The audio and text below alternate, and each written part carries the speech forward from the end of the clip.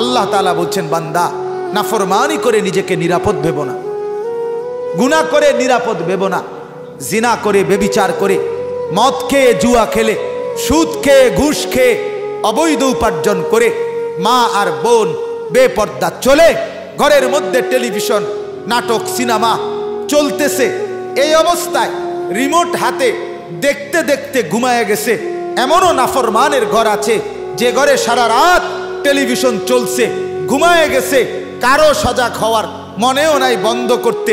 ওই অবস্থায় যদি মালিকের আযাব এসে ধ্বংস করে দেয়, আল্লাহর পক্ষে সেটা সম্ভব কিনা? কথা বলেন।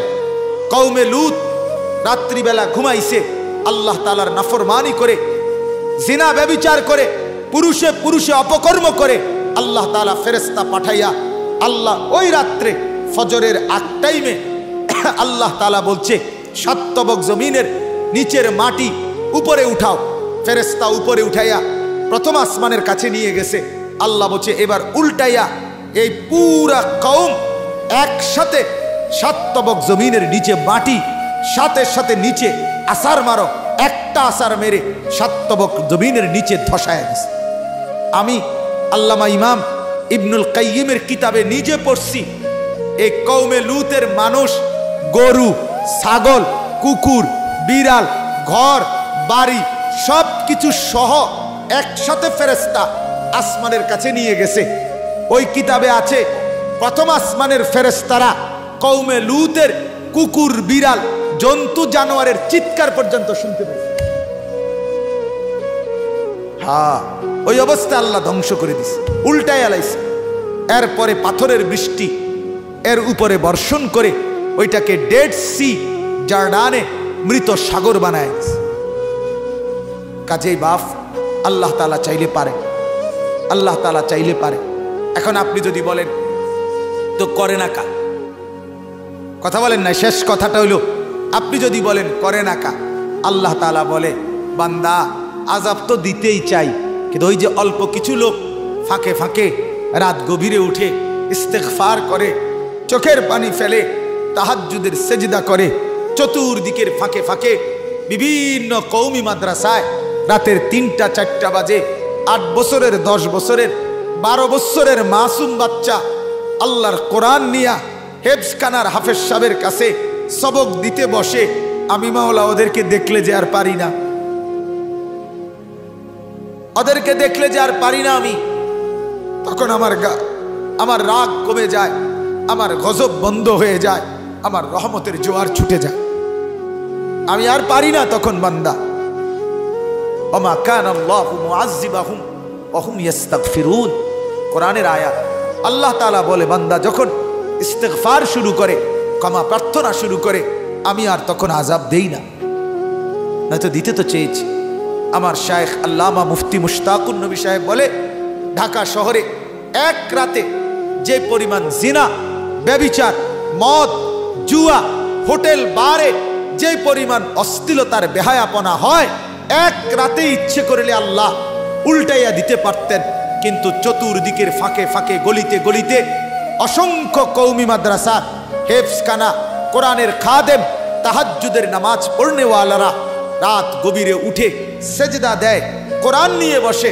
আল্লাহ তাআলা ওদের দিকে তাকাইয়া বলে, যা, তোদের দিকে তাকাইয়া নাফরমানদেরকেও ছেড়ে দিলাম। এজন্য বাপ, এই মাদ্রাসাগুলো বিশ্বাস করেন, আপনাদের শুধু আখিরাতের জন্য কল্যাণকর না, না, এটা আপনাদের বাড়িঘরের নিরাপত্তা, আপনাদের জিন্দেগির নিরাপত্তা, আপনাদের বাজার ব্যবসা, আপনাদের আয় উপার্জনের যত জায়গা, এই সব জায়গার স্থিরতা, নিরাপত্তার জন্য মাদ্রাসা জরুরি। মাদ্রাসায় কোরআন পড়ে, দিন শিখে, তাহাজ্জুদ পড়ে, রাত গভীরে হেফজখানার বাচ্চারা আল্লাহর কোরআন নিয়ে বসে।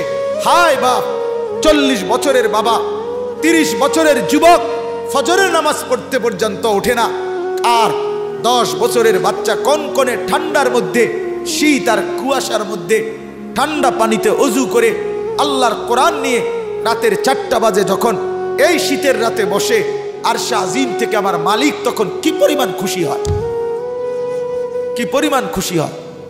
এই জন্য আল্লাহ তাআলা রহমত দেয়, আযাব দেয় না। অতএব দয়া করে প্রত্যেকের কাছে অনুরোধ, মাদ্রাসাকে ভালোবাসবেন। বলেন ইনশাআল্লাহ, বলেন ইনশাআল্লাহ, সবাই বলেন, সবাই বলেন মাদ্রাসাকে ভালোবাসবেন। বলেন ইনশাআল্লাহ, মাদ্রাসাকে ভালোবাসবেন। মাদ্রাসা আপনাদের জিন্দিগির, আপনাদের নিরাপত্তার, আপনাদের দুনিয়া আখিরাতের সমস্ত নিরাপত্তার একটি নির্ভরযোগ্য উত্তম একমাত্র ঠিকানা মাদ্রাসা। বলেন আলহামদুলিল্লাহ। আজকে দুশ্মন মাদ্রাসার এই পড়ালেখায়, দুশ্মন তার ষড়যন্ত্র কোনোভাবে বাস্তবায়ন করতে না পেরে এদেশের কওমি মাদ্রাসার আলেমরা ঈমানের পাহারাদার, আখিরাতের জন্য উম্মতের প্রত্যেক দিকে নজর রাখে। এই জন্য আজকে বাংলাদেশে দুশ্মন আমাদের কোমলমতি স্কুল কলেজের, প্রাইমারি মাধ্যমিক স্কুলের ছেলেদের নতুন বইয়ের সিলেবাসের মধ্যে অনেক নাস্তিক্যবাদ কথা, অনেক মুরতাদ ধর্মদ্রোহী কথা ঢুকায়া আমাদের নতুন প্রজন্মকে বরবাদ করে দেওয়ার নীল নকশা বাস্তবায়ন করছে। আমরা ইনশাআল্লাহ কথা বলি, মাদ্রাসার এই আলেমরা, মাদ্রাসার ওলামায়ে কেরামরা জীবনের শেষ বিন্দু থাকতে ঈমান ইসলামের পাহারাদারি করে এই জাতিকে আমরা সচেতন করবই করব, করবই করব, করবই করব ইনশাআল্লাহ। বলেন ইনশাআল্লাহ। প্রত্যেকেই খেয়াল রাখবেন, প্রত্যেকেই খেয়াল রাখবেন নিজের বাচ্চা যেন মুরতাদ না হয়, নিজের বাচ্চা যেন নাস্তিক না হয়। প্রত্যেকটা বাচ্চাকে কোরআন পড়াবেন, দ্বীন শিখাবেন। বিশ্বাস করেন প্রতিটা ছেলে মেয়ে মা বাবার কাছে এই হক রাখে তাকে কোরআন শিখানো, তাকে দ্বীন শিখানো, মাদ্রাসায় পড়ানো। এজন্য মাদ্রাসা আপনাদের কাছে দোয়া চায়, মাদ্রাসা আপনাদের কাছে সন্তান চায়, মাদ্রাসা আপনাদের কাছে দান সদকা চায়। কয়টা জিনিস চায়? তিনটা। কয়টা বলেন?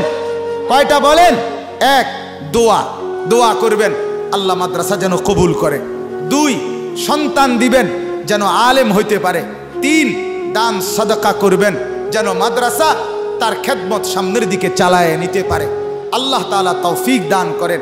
তো দোয়া করেন আল্লাহ মাদ্রাসা যেন কবুল করে। বলেন আমিন। সবাই নিয়ত করেন যার যার সাধ্যমতো নিজের ছেলে, আত্মীয় স্বজনের ছেলে, পাড়া পড়শির ছেলে মাদ্রাসায় বুঝাইয়া পড়াইবার জন্য চেষ্টা করবেন। বলেন ইনশাআল্লাহ।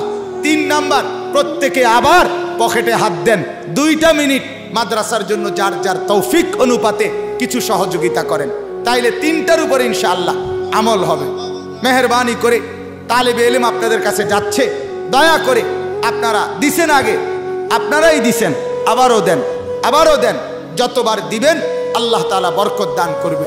দয়া করে প্রত্যেকেই কম বেশি যার যার সাধ্যমতো মাদ্রাসার জন্য কিছু সহযোগিতা করেন। আল্লাহ তাআলা কবুল করেন, তৌফিক দান করেন, ঈমান ইসলামের উপরে থাকা চলা সহজ করে দেন, গুনাহমুক্ত জীবন দান করেন। আল্লাহ তাআলা আমাদেরকে তৌফিক দান করেন। আমিন।